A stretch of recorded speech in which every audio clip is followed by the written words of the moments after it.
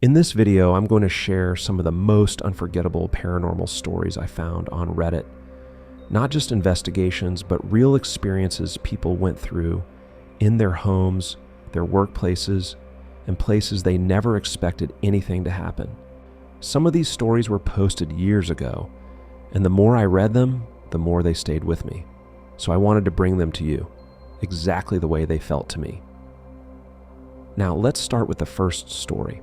This one hit me really hard when I found it. It's from a former paranormal investigator, someone who spent years dealing with things most of us would never believe. But this case, this is the one that broke him, the one that made him quit for good. So, my name is Vincent, and I used to be a paranormal investigator. I don't mean like the fake ones from TV shows and movies. I worked as an investigator for about 15 years. In that time, I encountered all kinds of strange beings.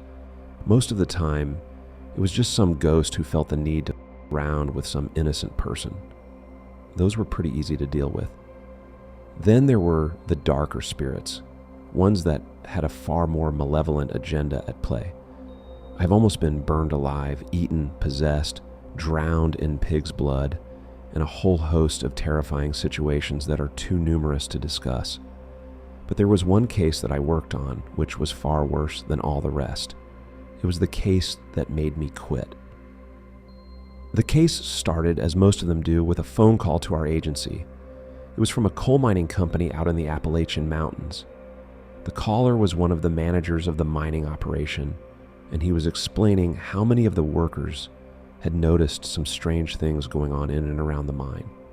He also said that they had unearthed some objects buried deep underground that he felt would be better to show us in person than to explain over the phone. I was assigned the case, as were two other investigators named Tommy and Linda. We flew out to the mine and began our investigation. The mine was located just outside of a small town deep in the mountains. The entrance to the mine was dug into the side of the mountain, and one could see its slow, decent deep beneath the surface. There were a few portable buildings and heavy machinery spread out around the mine. Miners hung out around the areas, some doing work, others heading into the mine, and others drinking some beers. The head manager of the mine met us out front. He wore a gray jacket with the company logo on it, as well as some work boots and a hard hat with a light attached to it. He was also a rather fat man. He first brought us over to the edge of the forest to show us the first strange occurrence. He pointed at the trees. All of the trees were dripping blood. I don't mean that the trees were covered in blood, but there sure as hell was a lot of it. There must have been about 50 trees. Each one of them was pouring blood onto the ground below. There were puddles of it everywhere.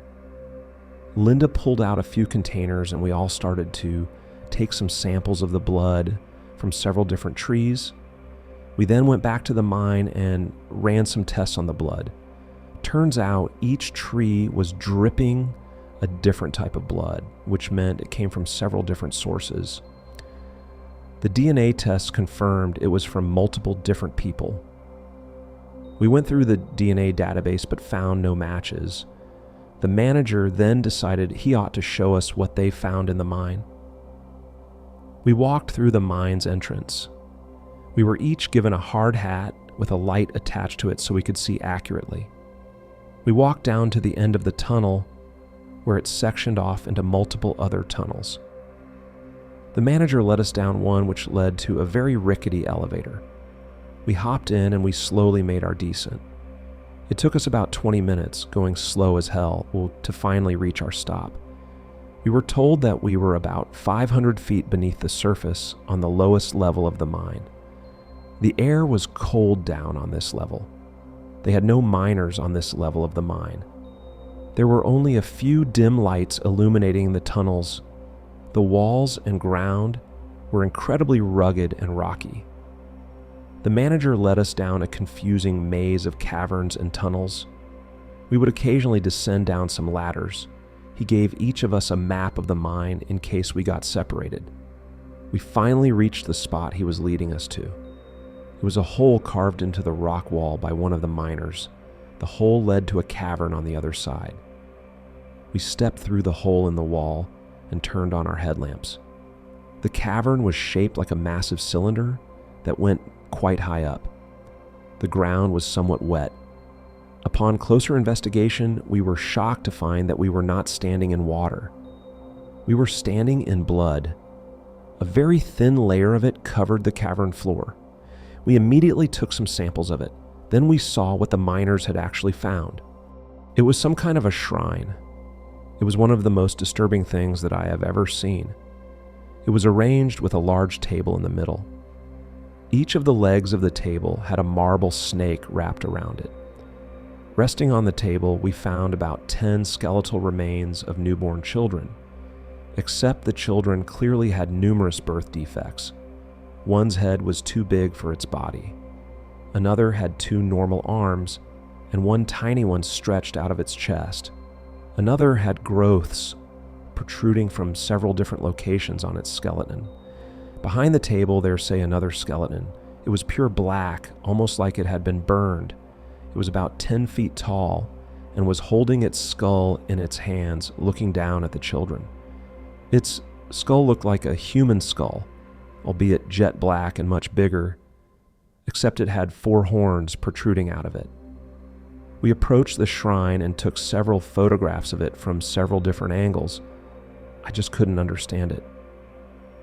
First off, the cavern had been completely sealed shut when we had entered. The first ever entrance ever made into the cavern came from the miners. I then realized something. We took several DNA samples from the skeletons. We then returned to the surface. When we returned to the surface, we compared them with the DNA we had found in the blood on the trees.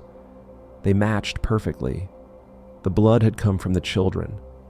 I felt like I was going to be sick. This case was certainly one of the worst I had ever encountered. I informed the manager that he had to shut down the mine until we could figure out what the hell was going on. He refused, saying that stopping production now would cost the company a shitload, plus these workers need the money to feed their families. I told him that he was putting his workers in danger, but he refused to listen. Later on, we went back into the mine and continued the investigation. I followed the walls of the cavern and felt for any irregularities. Tommy held an energy scanner in his hand. It would start beeping whenever it encountered a strong energy source. When he hovered it over the shrine, it started beeping quite a fair bit. I went over to one of the walls and I noticed something. It appeared to be a lot smoother than the rest of the cavern. Then I knocked on it. It was hollow. I brought Tommy and Linda over to it. Tommy's energy scanner went haywire when he hovered it over the wall, more so than for the shrine. Just beep, beep, beep, beep, beep over and over again. I called the manager over and told him to get some miners to bust this wall down. They arrived a little while later with drills and explosives. They immediately started drilling, and it didn't take long for the wall to collapse. We were left with a giant hole in the cave wall. It was a very dark tunnel, extending very far and was descending at a steep incline. Me, Tommy, and Linda descended into the tunnel. We walked for quite a ways down this tunnel. It just went on and on. The light from our helmets only extended a few feet in front of us. We eventually reached the end of the tunnel. It opened up into a vast cavern filled with stalactites and stalagmites.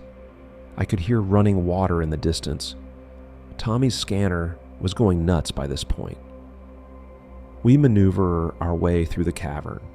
It varied quite considerably in terms of terrain. I pushed myself past a particularly large stalagmite, and when I looked back, I noticed something. Linda was gone, like she just fucking vanished. Me and Tommy looked around wildly in all directions. We called out her name several times. She didn't answer. We were about to retrace our steps when all of a sudden we heard something out a ways in front of us. It was crying, uncontrollable sobbing. We pointed our helmets out to it, but it was too far into the cavern. We followed the source of the noise, and as we did, Tommy's scanner went completely nuts. We eventually found the source of the noise. It was 10 little children. each one with numerous different birth defects. They were all crying hysterically. They were chained against the wall of the cavern with giant padlocks. I immediately ran to them and tried to break the chains. They didn't even seem to notice I was there. Then something changed. A strange feeling of dread washed over me. I realized Tommy's scanner had stopped beeping. I looked back and he was gone. I looked all around me, then I felt him before I saw him. A feeling I had never felt before and is very difficult to describe. It was like sadness. It towered over me. It was completely naked and lacked genitals. Its body was covered in scars and bumps and burns. Its face was the most scarred of all and had 4 giant horns sticking out of it, 2 on its head and 2 beneath its mouth. And then I saw its eyes, and then I saw, and then I saw. I saw the misery of the human race. I saw people being murdered, tortured, starved, and abused. I saw millions enslaved by cruel masters. I saw millions march to their deaths at the hands of evil. I saw wars fought on blackened earth with the bodies of young men strewn about. I saw people dying of disease and sickness, spending their last moments in painful agony. And then I saw these children, sold to this cruel being because their parents did not want them. They abandoned them, and he found them, and now they were his. I woke up several days later in the middle of the forest. I had been sent several miles away from the mine. I later found Tommy and Linda. They both told me they were sent off in a similar way that I had, although they didn't experience what I experienced. The manager of the mine told me the cavern collapsed, and after extensive digging, they were unable to find any evidence of the shrine or anything we had witnessed. They continued mining operations and did not encounter any other strange phenomenon.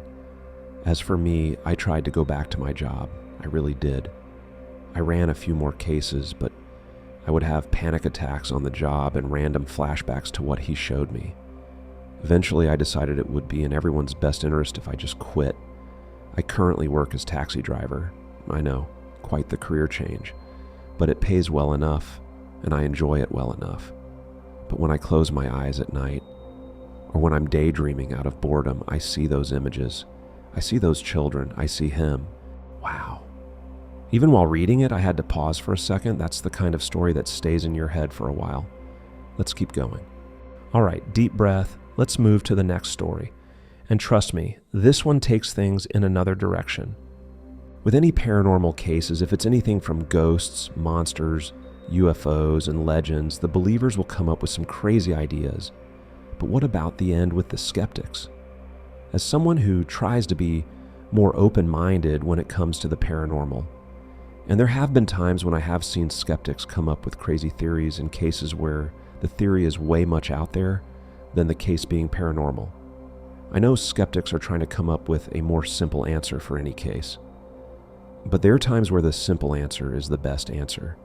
To me, one of most hardest to believe theories that skeptics come up with is the lighthouse theory in the Rendlesham Forest incident. The theory is that the soldiers at RAF Woodbridge would seeing the light from the Orfordness Lighthouse over 3 nights that the men believed would be UFOs. One biggest reason for the theory was the timings on Halt's tape recording. But the theory has never been put to the test by the skeptics, but got put to the test by others. When the likes of Josh Gates and UFO hunters put the theory to the test, it get easily debunked. The first part with the tapes where the skeptics, the timing where Charles the Fur Halt is recording the sightings as it happens, and the skeptics saying the timing between his reports matches up with the lighthouse's movement. It's turned out that the tape only had 30 minutes of recording time, and Halt was trying save recording time for when he needed it. Then when UFO hunters look at it and went to the Orfordness Lighthouse to look into the theory and debunked it. 2 of the biggest come-all was they found that lighthouse never used a red light, and also there was a metal block that keeps the light from shining into the Rendlesham Forest. Then Josh Gates tested it and say, It would something that soldiers would have see it every night, and they would know what it was. So that's the story. I really want to know what you guys think about it. Drop your thoughts in the comments, and if you've got a similar experience or anything you've seen or heard, feel free to share your story too. All right, let's move into the next story. This one is very different from the first. It's quieter, more personal, but honestly just as unsettling. It's about someone who experienced something they didn't even understand at the time, and only later realized what it really was. I would certainly not rule out your theory for some cases, but I've seen it when my mom had a spontaneous astral projection while napping, and she's seen it when I had one. We projected facsimiles of our clothes. I think normally people who have an OOBE are invisible. I have no idea why we were visible, at least to each other. She's popped out and been seen by other members of her family. That happened to me, and only the one time, thank goodness. I don't relish being a ghost before my time, and I absolutely cannot understand people who actually try to do this on purpose. Well, the point of that boring anecdote is that I would not rule out ghosts as some form of spiritual remnant just because they're clothed, though you raise a very good question on how and why clothing and other reported accessories are part of ghost sightings. It honestly is not exciting at all. My mom was never aware she was doing that. Her experiences just faded into her dreams. She said she remembered walking around her brother's house and her mom's house, which weren't even in the same country as her and in opposite time zones. So she would be asleep and they would be awake. She just thought she was dreaming about being back in those places. Meanwhile, they would essentially see her ghost haunting their house. Phone calls ensued to ensure she was in fact not dead. That's how she learned about it. The verifiable time I did it, I was taking a nap in my home. Next thing I know, I am popping out of a wall into my old bedroom at my parents' house.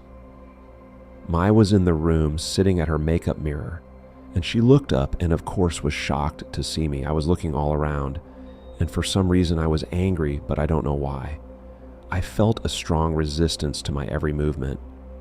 I looked around and made eye contact with my mom, and she said my name and basically asked me what I was doing there and if I was okay. I woke up back in my room and ended up confirming the entire experience with my mom right away in a phone call. Really, it was all over in about a minute or two. It was not an exciting experience, but it was significant. It confirmed for me that we have the ability to separate some part of ourselves from our bodies. What I didn't like about the experience is that I was definitely operating at a very reduced intelligence level and a very basic level of emotional existence. It was like being a toddler, a very stupid toddler. And I didn't have any sense of control over my own thought process or emotions. I could recognize my mom and frown at her, and that was about it. I've read the sub for people who actually have OOBEs on purpose, and they seem to retain their sense of self and their agency better. They have a very different experience of it than I did, meeting spirit guides or stuff like that. Given my experience, I can understand why ghosts and typical haunt stories are such pains in the ass. They're not really capable of sophisticated levels of thought and interaction, just basic emotions and reactions, and anger is probably the easiest one to access, which is entirely different from contact with loved ones who have passed on and are allowed to visit from time to time. In that case, they have a specific purpose for communicating with the living and see more themselves. My mom had a visit from her deceased parents when she was going through breast cancer, and they assured her she would be okay. I've had a couple of friends with similar stories, and I had my own similar ghost story. So I would guess someone who doesn't know they're dead and was forced out of their body all of a sudden and didn't pass on isn't their full self. That's very sad and horrifying. There were a few other experiences I had in my childhood that I'm pretty confident were spontaneous OOBEs, but without any way to verify them with another person, I can't take them seriously. Well, I really wouldn't call it interacting. My mom seemed completely oblivious to her family. And even though I saw my mom, when I was having my experience, I had barely enough functioning intelligence to react to her at all. It's not a positive experience at all. Do not want. I'm very glad it has never been repeated. If I want to visit someplace, I will get in my car or walk to it with my physical body and my mental faculties intact so I can truly interact and enjoy the visit. Our minds and bodies are such an incredible gift, and I intend to take care of and treasure mine for the time I am blessed to have them. The resistance I felt was like pushing through super strong wind resistance, but without any sensation or sound of wind. It's hard to describe. My mom never felt anything like that, and in my other suspected OOBEs, I never felt that either. It was just that one time. Maybe something about being very visible contributed to the feeling of resistance. I don't remember if my mom said I looked transparent or solid. I could ask her again, but the incident happened about 20 years ago, and even back then, from her perspective, with being taken by surprise by something so astonishing, it happened so fast she didn't have much time to really take it all in. I appreciate that you think the experience sounds cool, but I have to really emphasize how unpleasant and dehumanizing and downright frightening and depressing it is to know what it's like to have yourself stripped down to the intellectual and emotional capacity of a crawling baby. It is such a basic level of existence. It does not bear thinking of actual human beings reduced to this state permanently, if that is what some ghosts actually represent. It's horrifying for a life to end up in that state of being. If I ever run into such a spirit, I will pray for them to find peace and rest. And that's their experience. Honestly, this one really made me stop and think, not because it was loud or dramatic, but because it was real for them. All right, this next one is the kind of story that makes you rethink every strange noise you've ever heard in your own house. It starts off small, little things you could easily brush off, but then it becomes clear that something in that home did not want to be ignored. So let's get into it. In the house I used to live in, there were very strange things going on, and I couldn't quite understand what or why. The first strange thing I should have paid more attention to was my landlady. We applied for the house to rent, and she asked, "When do you want to move in?" And we said, "As soon as possible, really." Her response was, "Oh, good, because the tenant wants to leave straight away." I didn't really question it, to be honest, but after everything, I think I knew why. So the first strange thing that happened was the kitchen cupboard doors. I used to walk in the kitchen, and a cupboard door or a drawer would be open. I just thought I'd forgot to shut it. But it happened that often that I would say out loud to myself, "I'm closing the door or drawer." Then I started having these really weird moments. I'm not going to call them dreams because they were 100% not dreams. I would lay on the sofa in the morning, maternity leave, and close my eyes. Now it takes me ages to fall asleep, and always has. In about 5 minutes of having my eyes shut, I would hear a conversation in my head. I can't really explain properly, but I wasn't hearing a physical sound through my ears. It was a conversation in my head, as though someone was speaking directly into my brain. This happened twice, one with an old man who was a mean bully, and the second time was a young boy. I can't remember the content of the conversation. Then on the sofa, after these conversations happened, I'd open my eyes and I saw a black figure sat where my feet were. I would put this down to just opening my eyes and the light or whatever. But the figure stood up and walked off, just like a normal human would. Another time I was laid in bed. The lights were off, except the flashing of the TV downstairs illuminated the top of the stairs where my bedroom door was open. I genuinely thought my boyfriend, at the time, was trying to scare me because there was a figure crouched down in my doorway, just to the side of my dressing table. It then sprung up and ran towards me. I fucking sobbed. I was absolutely terrified. I also remember having a dream, and this could absolutely be just a dream, but it still scared the shit out of me because of everything else that happened. I was dreaming that I was in my bedroom. Everything was exactly the same. The layout, the furniture, the bedding, the pillows, even the stuff on my dressing table. I was laid in bed and I could hear a little girl singing, humming. I felt frozen with fear. I looked to my side and my partner, at the time, was laid sound asleep, and I tried waking him up because I was crying. I pulled the quilt over my head and tried waking myself up, and all of a sudden, I felt a bite on my arm, like a cold bite. Then I woke up and my arm was numb. The thing that really tipped me over the edge, however, was the night when I was in the living room with my 2 children. They were 3 and 4 at the time, and were sat on the sofa. I was cleaning up in the room, and all of a sudden, 3 massive bangs come from the kitchen, like loud bangs. I turned the living room light off and peeked into the kitchen to see if someone was trying to get in through the back door, but nobody was there. It had genuinely sounded like someone had a sledgehammer in my kitchen. I called my mom in a panic, and my brother and dad came down to check it out. But the back garden fence was fine. There were no marks on the door, nothing to suggest that someone had been there. To me, I was trying to rationalize it, but I know from how loud those bangs were that the sound came from inside my kitchen, not the outside. I moved from there shortly afterwards. So yeah, that's the whole thing. Honestly, living in a house where the activity keeps getting louder and more aggressive, I would have moved out too. All right, let's get into the final story of this video.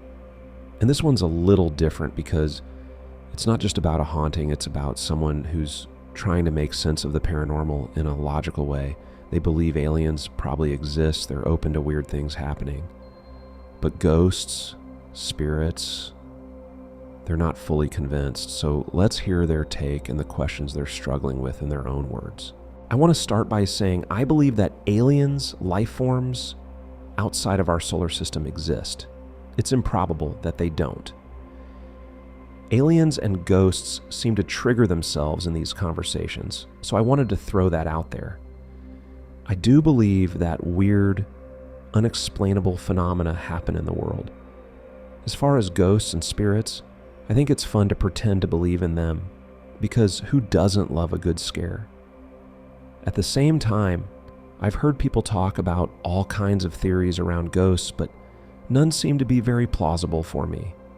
For example, someone once told me ghosts live on a higher plane than us, so their feet are around our heads, and they exist in a dimension that's hyper fast. What kind of reasonable scientific explanation is there for that? It doesn't make much sense to me. I'm not totally denying the existence of the supernatural or ghosts or anything. I've been plenty spooked by feeling weird in a location before.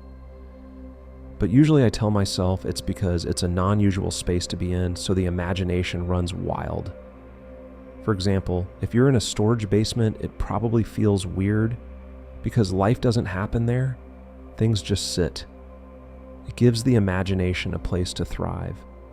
Additionally, if a place is really old, it's really easy to imagine things happened there years and years ago. On the other hand, I know that people have genuinely felt haunted by ghosts and demons and what have you. We have ghost hunters that claim to be real. I'm not denying anyone their experiences, especially if I've never had an experience like that. I will admit I believed in ghosts for a very long time, especially since my stepmom claims to hear them. I'm also a big baby and never went ghost hunting with my ex-boyfriend just because I was half skeptic, half afraid of actually finding something that wouldn't leave us alone. What I'm really looking for here is a solid, reasonable, or even scientific explanation that I can buy into. If you give me 1,000,000 different theories or personal stories, I won't deny you your experiences or what you believe to be true. I just won't be convinced until I can understand it for myself. Although I am interested in personal stories, just because they deeply interest me. All right, that wraps up today's video.